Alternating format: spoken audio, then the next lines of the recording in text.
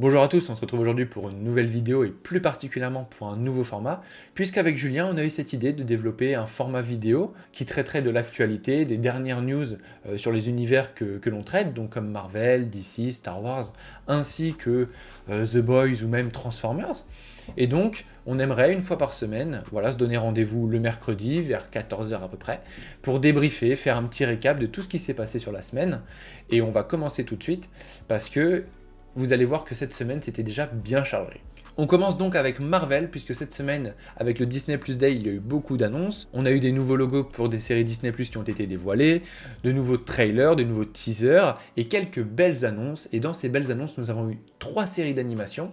Donc la première, c'est Spider-Man Freshman Year, donc ça serait une série d'animation sur le Spider-Man de Tom Holland du MCU, et donc qui permettrait de montrer ses origines. La deuxième, c'est Marvel Zombie. Donc Marvel Zombie, on a déjà pu les voir dans la série What If, donc sur cette première saison. Et donc, on peut imaginer que cette série serait une continuité par rapport à ce que l'on a déjà vu, donc la continuité de ce monde du MCU un peu zombifié, pour être très très sympa. Et enfin, la dernière série annoncée, c'est X-Men 97, donc c'est une série qui sortira en 2023. Et c'est la suite de la série des années 90, donc c'est un revival. Donc ça peut être très plaisant pour les personnes ayant connu cette série dans les années 90, et ça permettra aussi d'avoir un point d'entrée, je pense, pour des personnes découvrant justement l'univers un peu de cette série d'animation. Encore une autre annonce sur une série Disney+, cette fois-ci qui concerne une série live action, donc Miss Marvel. On a enfin eu une date. Elle devrait sortir pour l'été 2022. On peut supposer que la série a aussi été repoussée comme l'ensemble des productions du MCU récemment, et nous on est très très impatients de voir Kamala Khan dans son costume. Sylvester Stallone nous a aussi appris qu'il reprenait son rôle de Stackar Ogord dans Les Gardiens de la Galaxie 3. Donc c'est un personnage que l'on a déjà vu dans Les Gardiens de la Galaxie 2. C'est un personnage qui était plutôt secondaire, mais qui peut justement prétendre avoir plus de visibilité dans ce troisième opus dirigé par James Gunn. Attention, parce que cette prochaine news, elle a fait beaucoup parler. Doctor Strange in the Multiverse of Madness, donc Doctor Strange 2, repart en tournage additionnel, en reshot pour 6 semaines. Et là, ça a beaucoup fait parler, parce que 6 semaines, on peut se demander, mais attendez, il y a eu un problème sur le tournage était chaotique, au final, est-ce que c'est pas un premier montage rendu qui n'a pas du tout plu à Disney et qui veut tout chambouler, tout retourner ? Et directement, ça a été précisé, clarifié, on nous a expliqué que c'était plutôt parce que des idées avaient été mises de côté.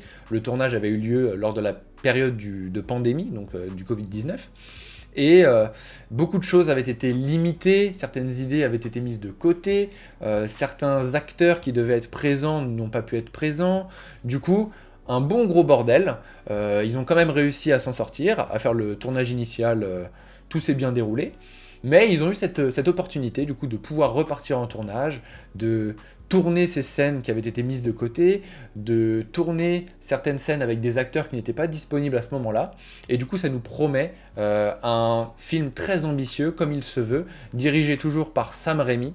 Ça promet et on a hâte de le découvrir sur les écrans. Et enfin, le meilleur pour la fin, Spider-Man, celui qui fait parler de lui depuis des semaines, depuis des mois, où on voit beaucoup de choses passer sur les réseaux, peut-être même un peu trop, où on attend ces fameux trailers, ces fameuses affiches promotionnelles. Donc le trailer normalement que vous avez dû voir ce matin qui est sorti à 2h30. Mais là il y a une nouvelle bombe qui nous est venue de Comics Circus et qui nous dit quoi ? Qui nous dit qu'une nouvelle trilogie du Spider-Man de Tom Holland serait envisagée dans le MCU. Et qu'en plus, elle serait accompagné d'une série Disney+, donc potentiellement d'animation, puisque la source nous révèle que cette série, donc qui comprendrait plusieurs saisons, aurait comme saison 1, donc le Spider-Man Freshman Year, comme annoncé par Marvel au Disney Plus Day, et que du coup il y aurait plusieurs saisons.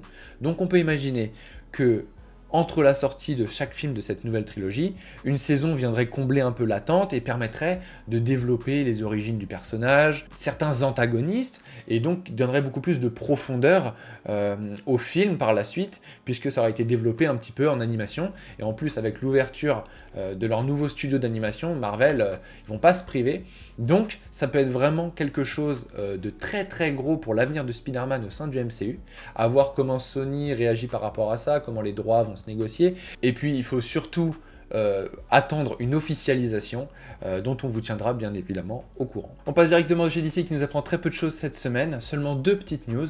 La première, c'est que la saison 3 de Titan sera disponible sur Netflix en France le 8 décembre prochain, vu qu'elle vient de se terminer aux États-Unis. Donc vous pourrez retrouver Nightwing, Starfire et toute sa bande, ainsi que Red Hood et même Scarecrow. La deuxième news, elle nous vient de Daniel Richman, qui nous apprend que la série HBO Max centrée sur John Constantine aurait un début de tournage prévu entre avril et juin 2022, et donc pourrait sortir en 2023.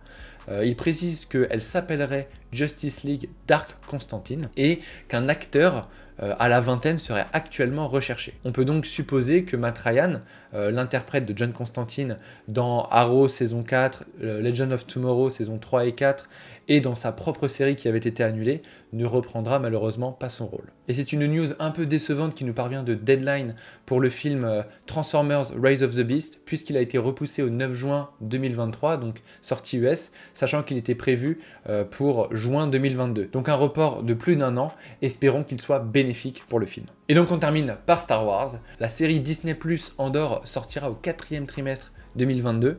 On espère fortement que ce sera plus vers septembre ou octobre, plutôt qu'en fin d'année. Et enfin, une news qui nous vient du Bespin Bulletin, donc qui est encore au stade de rumeur, nous dit que le jeu vidéo Star Wars, donc de Quantic Dream, se situerait à l'époque de la Haute République qui aurait pour nom Star Wars Eclipse. Donc ça donne très envie, surtout que Quantic Dream, donc le studio derrière les jeux Detroit Become Human ou Heavy Rain, est gage un peu de qualité et surtout d'innovation, comme on a pu le voir récemment, et on voit l'intention de Lucas Games, ouvert récemment, de développer plusieurs jeux Star Wars avec des studios différents, puisqu'on rappelle, on a le jeu avec Ubisoft qui serait un open world, et maintenant du coup ce jeu avec Quantic Dream, donc ça fait vraiment très plaisir. Voilà, c'est la fin de ce premier récap, on espère qu'il vous aura plu. Comme d'habitude, si vous avez aimé, n'hésitez pas à liker, à partager autour de vous, ça fera super plaisir. N'hésitez pas à nous dire dans les commentaires si vous voyez des axes d'amélioration, s'il y a certaines news que vous auriez voulu que l'on aborde et qu'on a un peu zappé. N'hésitez pas à nous le dire tout ça dans les commentaires. Et en attendant, je vous dis à la semaine prochaine pour des nouvelles news. Salut!